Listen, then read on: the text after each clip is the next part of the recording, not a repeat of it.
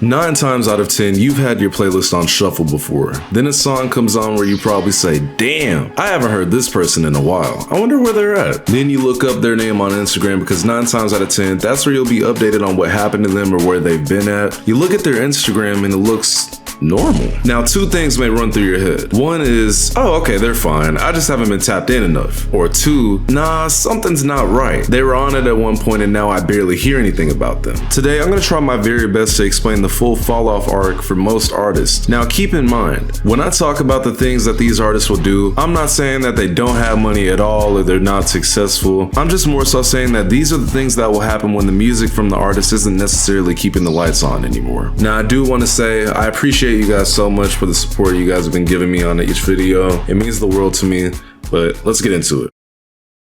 So this is just my experience, but when I think of an artist that fell off or I just don't hear about anymore, I instantly think of Icy Narco. Some of you guys are probably like, who? In my opinion, this dude was just a label experiment gone wrong, trying to capitalize off of that sweet Lil Pump Gucci Gang wave that, yes, at the time was massive, but honestly, it was just fast food music. And when your entire image and sound is built off of quick fast food type of music, you can bet your sweet ass that your career is gonna be the exact same. This is not a motherfucking publicity stunt. Like, don't come here trying to make a publicity stunt. Make a point. It's about the music.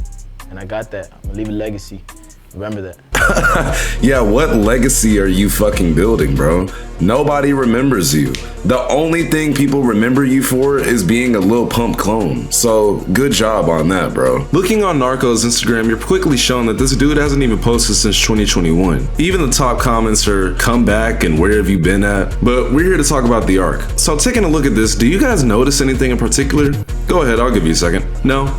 Okay, well here's the thing, Fashion Nova. Now you may be saying, what does Fashion Nova have to do with an artist falling off? See, Fashion Nova will do anything to make more people buy from them, as if they already don't make a shit ton of money, mind you, but that's besides the point. What they do is send a contract to the business manager of said artist, and for an undisclosed amount of money, they will pay you to post in their trash ass clothes and tag them in said post. And I mean, they've got to be paying a bag for sure, because I've seen a couple of artists do this. Now I can't find all the posts because they've been taken down at this point, but Kid Trunks was doing it, and he's just a super weirdo. If y'all remember that cancer situation, that dude is a fucking idiot. Namir was doing it. Lil Xan's garbage ass was definitely doing it. It's not that uncommon, you just have to know it when you see it. Now look, it's absolutely nothing wrong with getting a bag in any way you can. I want to stress that. But we're talking about artists here. Most artists don't do this unless the music isn't really covering the expenses. Hence, what I really mean is, Icy Narco fell the fuck off. I'm gonna leave a legacy.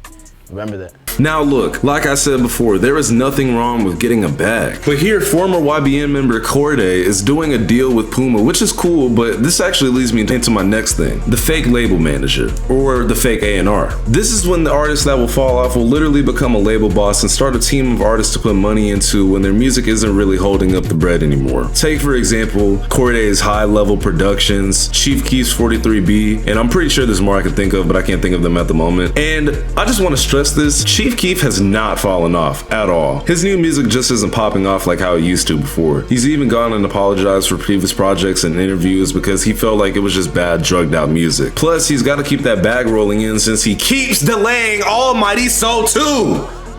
Anyways, Smoke Purp was getting clowned last year for his shows being vacant and being reminiscent of a gas station on your way home from a vacation trip at 4 a.m. Most people would say he fell off because the music just didn't hit like how it did a couple of years back and most of his fans have grown up and moved on. However, he hasn't. His arc is TikTok. Now I've seen a couple of artists do this like Chapo when he got the Relive being relevant because he went viral for this video where he was walking with a nightmare blunt rotation and he would do this.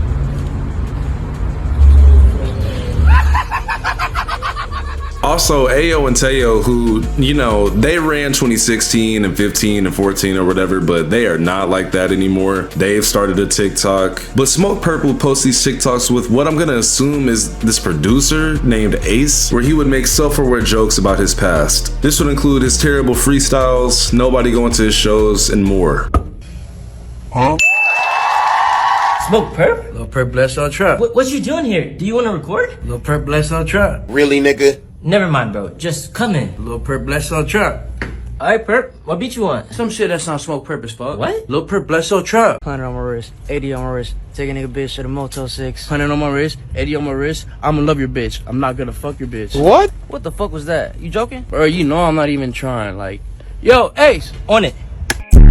Now, to be honest, it kind of worked. I mean, Draco is his most streamed song on the album that basically flopped. Now, I don't wish on his downfall, you know what I mean? I'm just saying that these numbers aren't really that great compared to what they used to be. Now, Lil Pump is a little bit more successful than him, as he's able to still have massive sold out shows outside of the country, which leads me into my next thing that artists who fall off do. They basically try to allocate a bigger platform in different countries, because they can't do it in America anymore. Also, side note, Lil Pump also did the exact same thing that Smoke Perp did with the exact same dude. Just throwing that in there. I don't mind being alone. You good? She used me as a stepping stone. Wait a minute. That's a bar. Come inside. I need you to say that again.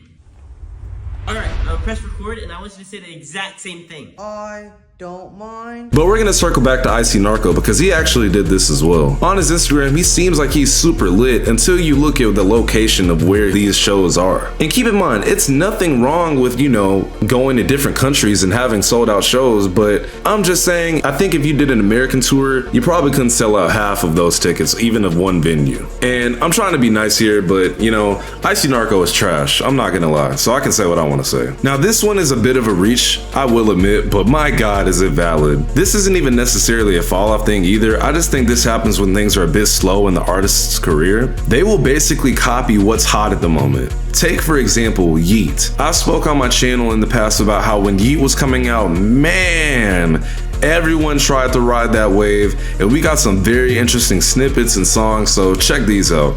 She a pro, expert at least. I like all of my dope with extra cheese. Go crazy in the head when these models see us. 35 G's in my dungarees, and we gon' step.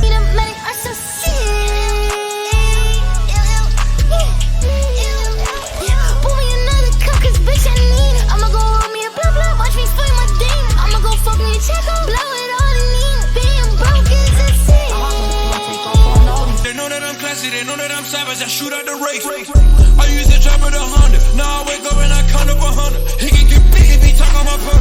Big body, cutting it. 20 bit fuck a little con on my commitment. Talking the game, you know that we coming, bitch. Some of my niggas turned up, fucking on slimy is up.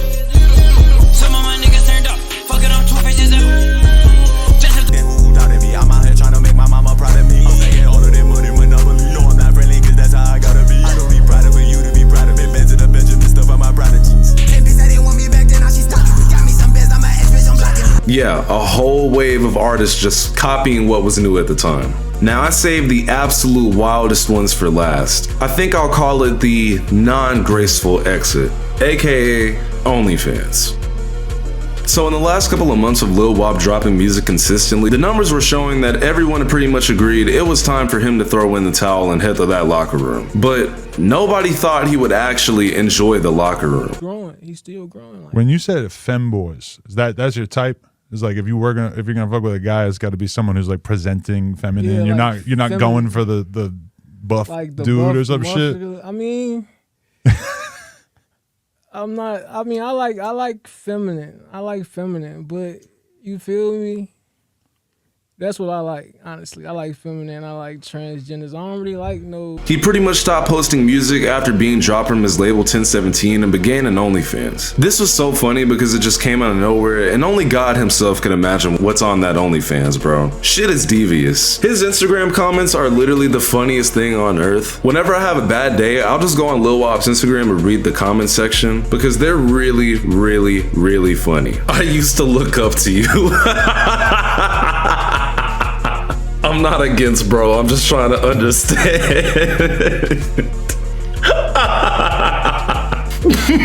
This nigga just said humiliation ritual.